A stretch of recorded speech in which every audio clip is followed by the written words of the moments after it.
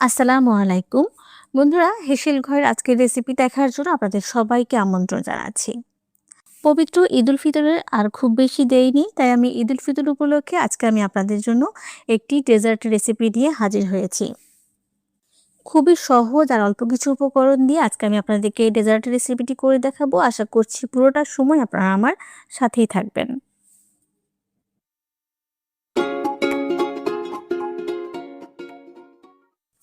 Mahalabia তৈরি করার জন্য আমি এখানে হাফ কেজি লিকুইড দুধ নিয়েছি। তো প্রথমে আমি একটি পাত্রে লিকুইড দুধটাকে ঢেলে নিচ্ছি। এরপরে দিয়ে দিচ্ছি আমি কনডেন্স মিল্ক। কনডেন্স মিল্কটা আমি এখানে হাফ কাপের থেকেও একটু বেশি দিয়ে দিচ্ছি। কনডেন্স মিল্ক ছাড়া কিন্তু মাহলাবিয়া তৈরি করলে খুব বেশি ভালো হয় না, তাই আমি এখানে কনডেন্স মিল্কটা রেখেছি। এরপরে দিয়ে দিচ্ছি কর্নফ্লাওয়ার হাফ কাপ। মাহলাবিয়া তৈরি করতে কিন্তু খুবই কম উপকরণ লাগে, একেবারে ম্যান্ডেটরি যে উপকরণগুলো লাগে সেগুলো দিয়ে আজকে আমি আপনাদেরকে মাহলাবিয়াটা তৈরি করে দেখিয়ে দিচ্ছি। এরপরে আমি দিয়ে দিচ্ছি গুঁড়ো দুধ 1/4 কাপ। আমি এখানে ফুল ক্রিম মিল্ক পাউডারটা ব্যবহার করেছি। গুঁড়ো দুধটা দেওয়ার ফলে মাহলাবিয়াতে খুব সুন্দর একটা ফ্লেভার আসে। এরপর আমি দিয়ে দিচ্ছি চায়না গ্রাস 1/3 কাপ। সবশেষে দিয়ে দিচ্ছি চিনি হাফ কাপ অথবা স্বাদ মতো। চিনির পরিমাণটা আপনারা আপনাদের টেস্ট অনুযায়ী দিয়ে দিতে পারেন। আমি এখানে কর্নফ্লাওয়ার আর চায়না গ্রাসটা ব্যবহার করেছি, তবে আমি অনেককেই আগার আগার পাউডারটা ব্যবহার করতে দেখেছি, কিন্তু মাহলাবিয়ার অরিজিনাল যে টেক্সচারটা সেটা আনতে চাইলে কর্নফ্লাওয়ার এবং চায়না গ্রাসটাই যথেষ্ট। চুলায় বসানোর আগেই সব উপকরণকে ভালোভাবে নেড়ে মিশিয়ে নিতে হবে, কারণ আমি যেহেতু চায়না গ্রাস এবং কর্নফ্লাওয়ার দুইটাই ব্যবহার করেছি, তাই তুলে দেওয়ার কিছুক্ষণের মধ্যেই কিন্তু ঘন হয়ে যাবে। তাই চুলায় বসানোর আগেই সব উপকরণকে ভালোভাবে নেড়ে মিশিয়ে নিতে হবে। সব উপকরণকে ভালোভাবে নেড়ে মিশিয়ে নিয়েছি। এবার আমি এটাকে চুলায় বসিয়ে দিচ্ছি। এবার এই চুলার আঁচটাকে মিডিয়াম টু লো হিটে রেখে বারে বারে নেড়ে দিতে হবে। আমি আগেই বলেছি কর্নফ্লাওয়ার এবং চায়না গ্রাস ব্যবহার করার কারণে লিকুইডটা খুব দ্রুতই জমে যাবে, তাই কোনোভাবেই নাড়া বন্ধ করা যাবে না, অনবরত নেড়ে নিতে হবে। 5 থেকে 7 মিনিটের মধ্যেই দেখুন এটা ঘন হয়ে গেছে। আর আমি এরকম ঘনত্ব থাকতেই কিন্তু এটাকে চুলা থেকে নামিয়ে নিব। এর থেকে বেশি ঘন করলে মাহলাবিয়াটা খেতে ভালো লাগবে না। এবারে আমি একটি মোল্ডের মধ্যে মাহলাবিয়াটাকে ঢেলে নিচ্ছি। গরম থাকা অবস্থায় কিন্তু ঢেলে নিতে হবে, নয়তো কিন্তু এটি খুব দ্রুতই ঠান্ডা হয়ে জমে যাবে। তাই গরম থাকা অবস্থায় আপনারা যেরকম মোল্ডে নিতে চান সেরকম মোল্ডে ঢেলে নিতে পারেন। এখানে আমি সম্পূর্ণ মাহলাবিয়াটাকে একটি মোল্ডে ঢেলে নিয়েছি। আর এরপরে আমি একটি ছোট বাটিতেও আলাদা করে নিয়েছি, অথবা এইরকম বড় একটি মোল্ডে না ঢেলে ছোট ছোট কাপের মধ্যেও আপনারা মাহলাবিয়াটাকে সেট করে নিতে পারেন। মাহলাবিয়াটাকে আমি নর্মাল টেম্পারেচারে কিছুক্ষণ রেখে দেওয়ার পর দেখুন এটা অনেকটাই সেট হয়ে গেছে। এখন আমি মাহলাবিয়াটাকে ডেকোরেশন করার জন্য এর উপর একটি জেলো লেয়ার করে নিব। তো তার জন্য আমি একটি পাত্রে 2 কাপ পরিমাণ নর্মাল পানি নিয়ে নিচ্ছি। যতটুকু পরিমাণ জেলো আপনারা তৈরি করতে চান চাইলে সেই পরিমাণ পানি দিয়ে আপনারা জেলোটা তৈরি করতে পারেন। এরপর আমি আগার আগার পাউডার দিয়ে দিচ্ছি 2 চা চামচ। আগার আগার পাউডার দিয়ে কিভাবে জেলো তৈরি করবেন তার একটি ডিটেলস ভিডিও আমার চ্যানেলে দেওয়া আছে, চাইলে আপনার ভিডিওটা একবার দেখে নিতে পারেন।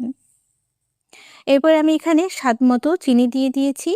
এবারে এই সব উপকরণকে চুলায় বসানোর আগে ভালোভাবে নেড়ে মিশিয়ে নিতে হবে। সব উপকরণকে ভালোভাবে নেড়ে মিশিয়ে নিয়েছি। এবার আমি এটাকে চুলায় বসিয়ে দিচ্ছি। এবারে এই মিশ্রণটাকেও মিডিয়াম টু লো হিটে চুলায় রেখে জাল করে নিব। 2 থেকে 3 মিনিট জাল করার পর যখন বলক চলে আসবে তখনই আমি এর মধ্যে পছন্দ মতো ফুড কালার দিয়ে দিব। সাধারণত আমরা জেলোর মিশ্রণটাকে আগে চুলায় তৈরি করে নিয়ে চুলা থেকে নামিয়ে পছন্দ মতো কালারে আমরা জেলো তৈরি করে নিই, কিন্তু আমি যেহেতু আজকে মাহলাবিয়ার উপরে সরাসরি জেলোটাকে অ্যাপ্লাই করব, তাই চুলায় রেখে সব উপকরণকে ভালোভাবে জাল দিয়ে জেলোটাকে তৈরি করে নিচ্ছি। এইভাবে 2 থেকে 3 মিনিট জাল করার পর জেলোটা তৈরি হয়ে গেছে। এখন আমি এটাকে চুলা থেকে নামিয়ে মাহলাবিয়ার উপরে দিয়ে দিচ্ছি। প্রথমে আমি ছোট যে বাটিটার মধ্যে মাহলাবিয়া আলাদাভাবে সেট করেছিলাম সেটার মধ্যে জেলোটাকে দিয়ে দিচ্ছি। এরপরে আমার বড় যে পাত্রটার মধ্যে আমি মাহলাবিয়া রেখেছিলাম তার উপরে আমি খুব সাবধানে ধীরে ধীরে জেলোটাকে দিয়ে দিচ্ছি। জেলোটা তৈরি করতে আমার যতটুকু সময় লেগেছে এই সময়টা কিন্তু আমি মাহলাবিয়াটাকে ফ্রিজে রাখিনি, নর্মাল টেম্পারেচারে বাইরে রেখে দিয়েছিলাম। অথবা আপনাদের হাতে যদি সময় থাকে তাহলে মাহলাবিয়াটাকে 30 মিনিট অথবা 1 ঘন্টা ঠান্ডা করার পর তারপর এর উপরে আপনারা চাইলে জেলোটা দিতে পারেন। তো এদিকে দেখুন 5 মিনিটের মধ্যেই আমার মাহলাবিয়ার উপরেই যে জেলোটা দিয়েছিলাম সেটিও খুব সুন্দরভাবে সেট হয়ে গেছে। এবার আমি এটাকে ফ্রিজের নরমাল টেম্পারেচারে রেখে ঠান্ডা করে নিব। মাহলাবিয়াটাকে আমি ফ্রিজের নরমাল টেম্পারেচারে রাখার পর দেখুন জেলোটা আরও ভালোভাবে সেট হয়ে গেছে। এবার আমি এর মধ্যে ডেকোরেশন করার জন্য চারিধারে কিছু বাদাম কুচি দিয়ে দিচ্ছি। মাহলাবিয়াটাকে আমি বাদাম কুচি দিয়ে ডেকোরেশন করছি। আপনারা চাইলে আপনাদের পছন্দ মতো যেকোনো ড্রাই ফ্রুটস দিয়ে ডেকোরেশন করতে পারেন, অথবা কোনো প্রকারের ডেকোরেশন ছাড়াও কিন্তু মাহলাবিয়াটা পরিবেশন করা যায়।